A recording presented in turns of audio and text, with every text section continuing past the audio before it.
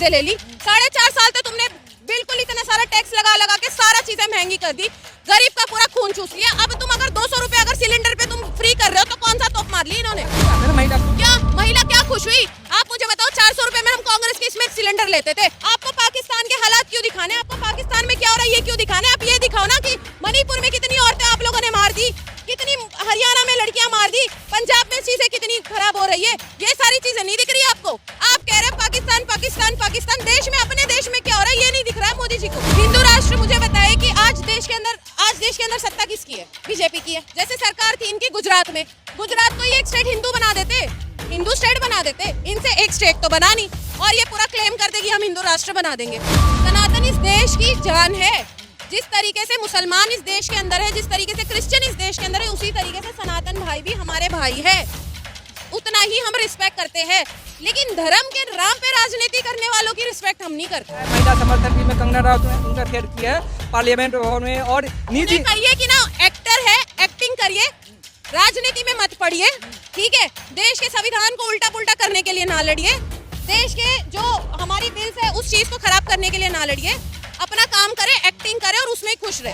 कंगना रनावत जी का मुंह खुला था लास्ट टाइम पे, जब हमारे फ्रीडम फाइटर्स थे, जो लोग थे वो जब शहीद हो गए थे, तब इनका मुंह खुला था। और अब ये आज लेकर आ गई बिल पास करो। अरे जब लड़कियां देश में, औरतें जब बचेगी नहीं तो ये बिल पे सत्ता में बिठाएंगे किसको? औरतें भी तो होनी चाहिए इनके पास। रोज तो ये औरतें मार रहे, रोज ये लड़कियों को नंगा कर घुमा रहे। तो ये तो सत्ता के दलाल है ना, ये पैसे खाने वाले, ये इनके एजेंट है, ये तो आएंगे ही, इनके मुंह पे सिर्फ पैसे मारो, ये तो आएंगे। कह रहे हैं कि यदि 5,000 रुपए लीटर पेट्रोल हो जाएगा तो भी मोदी जी ही आएंगे, क्या इसका मतलब? देखिए ये सारे ना पेड़ गुंडे इनके, ठीक है? और कोई इंसान ऐसा पागल नहीं है कि जो खरीदने वाला 70 रुपए में अगर पेट्रोल खरीद रहा था, वो अगर 5,000 रुपए में देके करे। मुझे नहीं लगता कि इसके अंदर कोई भी सेंस है। अगर जो ये होता है ना, वो ये अंधभक्ति बोल सकते हैं। पार्लियामेंट बदल दो, हिंदू मुसलमान करवा दो, यही सत्ता में बैठ के ये सारे लोग कर रहे हैं। कि इतने दंगे कभी देखे इस देश के अंदर? कभी इतना हुआ है कि कोई एक लड़की का मर्डर हो जाता है, उसके ऊपर इन लोग हिंदू मुसलमान की राजनीति चालू कर देते? इस देश के अंदर ऐसा कभी नहीं हुआ है। दुख तो होगा ही, और दुख तो होना भी चाहिए कि पूरे देश का तो वोट आपने इकट्ठा कर लिया, और देश के लिए जब ये कुछ कर नहीं रहे तो दुख तो होना ही चाहिए। दुख तो हमें भी इस बात का है कि हमने आप जैसे इंसान को सत्ता में बिठा दिए। तो ये बताया 2024 में बोला है इस बार जो है 400 पार, 400 प्लस का नारे चल रहे हैं। 400 पार जो हो गए ना, वो इनके 400 लोग को लेके ये घर पे बैठी है, ठीक है? 400 पार नहीं, मुझे तो लगता है ये 500 लोगों की, अगर ये इनके पास अगर 500 भी होंगे ना तो ये सारे के सारे मेरे लिए घर बैठेंगे, मुझे नहीं लगता। और या फिर पार हो गए ना तो फिर ठीक है, सीधा घर से ही, पार्लियामेंट से ही बाहर होंगे ये। मतलब कहा जाता है कि इंडिया शुरू ही नहीं हुआ, इससे पहले टुकड़ा टुकड़ा होना शुरू हो गया, बहुत लोग टूटना शुरू कर दिए इंडिया से। कौन सा? ये पार्टी के लिए इन्होंने बयान दिया था, टूट गया कुछ। अरे तुम अपनी बातें करो ना, तुम्हें इंडिया से क्या फर्क पड़ रहा है? तुम्हें इंडिया से इतनी तकलीफ क्यों है? क्योंकि इनकी जो बौखलाहट है ना, ये दिख रही है अभी से, और 24 अभी आने के लिए सिर्फ कुछ ही चंद महीने बाकी रह गए, और चंद महीने इनकी बौखलाहट फिर से दिख जाएगी वापस। जिस तरह से महंगाई है, बेरोजगारी है, तो क्या कहेंगे देश की जनता से? देश की जनता से सिर्फ मैं यही कहना चाहूंगी कि इतना सब कुछ होने के बावजूद भी आपको फिर से 2024 में एक मौका मिलेगा अपनी सारी चीजें बदलने का, अपनी जिंदगी बदलने का। अगर इसके बावजूद भी अगर आप वो समझ के, अब ये महंगाई समझ के, ये सारी चीजों, अगर फिर भी अगर आपने इंडिया को नहीं चुना तो आगे इससे अगर कुछ बुरा होता है तो उसके जिम्मेदार आप खुद ही होंगे। कभी सत्ता पक्ष कह रहे हैं कि टमाटर महंगे हुए थे तो बहुत चिल्ला रही थी, विपक्ष चिल्ला रहे थे, लेकिन जब अभी 30 रुपए केजी हो गया तो चिल्ला नहीं रहे। अरे 4 साल तो तुमने दबा के सारी चीजें ले ली, 4.5 साल तो तुमने बिल्कुल इतना सारा टैक्स लगा लगा के सारा चीजें महंगी कर दी, गरीब का पूरा खून चूस लिया। अब तुम अगर 200 रुपए अगर सिलेंडर पे तुम फ्री कर रहे हो तो कौन सा तोप मार ली इन्होंने? अच्छी बात है ना, महिला खुश। महिला क्या खुश हुई? आप मुझे बताओ, 400 रुपए में हम कांग्रेस के इसमें सिलेंडर लेते थे, आज 1500 का ले रहे। अगर 1200 का, अगर उन्होंने 200 रुपए कम कर दिए तो 1200-1300 में तो हम वो ले रहे। क्या तो है कि इसके साथ साथ पैसे भी तो बढ़े, रोजगार बढ़े, लोगों के कहाँ बढ़े? मुझे तो नहीं दिख रहा रोजगार। आज मैं पढ़ी लिखी इंसान हूँ, लेकिन मेरे पास रोजगार नहीं है, नहीं है रोजगार हमारे पास। जनता कह रहे हैं कि यदि 5,000 रुपए लीटर पेट्रोल हो जाएगा तो भी मोदी जी ही आएंगे, क्या इसका मतलब? देखिए ये सारे ना पेड़ गुंडे इनके, ठीक है? और कोई इंसान ऐसा पागल नहीं है कि जो खरीदने वाला 70 रुपए में अगर पेट्रोल खरीद रहा था, वो अगर 5,000 रुपए में देके करे। मुझे नहीं लगता कि इसके अंदर कोई भी सेंस है। अगर जो ये होता है ना, वो ये अंधभक्ति बोल सकते हैं। क्या तो है कि मतलब पाकिस्तान से तो अच्छा है ना, पाकिस्तान तो महंगे है सब कुछ। पाकिस्तान का क्या आ रहा है बीच बीच में? आपको पाकिस्तान के हालात क्यों दिखाने? आपको पाकिस्तान में क्या हो रहा है ये क्यों दिखाने? आप ये दिखाओ ना कि मणिपुर में कितनी औरतें आप लोगों ने मार दी, कितनी हरियाणा में लड़कियां मार दी, पंजाब में चीजें कितनी खराब हो रही है, ये सारी चीजें नहीं दिख रही आपको? आप कह रहे हैं पाकिस्तान ईरानी महिला बिल का बहुत तारीफ किया है, महिला के हित में है। महिला बिल का ये देखिए, मैं तो कहती हूँ कि इनका मुंह उस टाइम पे नहीं खुलता जब बच्चियों का रेप हो जाता है, बच्चियों का मर्डर हो जाता है, ठीक है। लेकिन एक बिल क्या पास करा दी उन्होंने, डंके शुरू कर दिए अपने बजाने के लिए।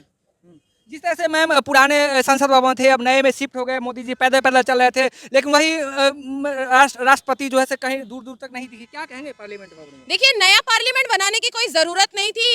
जो इतने देश का इतना खजाना पूरा लगाकर, गरीबों की कमाई लगाकर, किसानों की कमाई लगाकर इन्होंने इतना बड़ा तो बना दिया।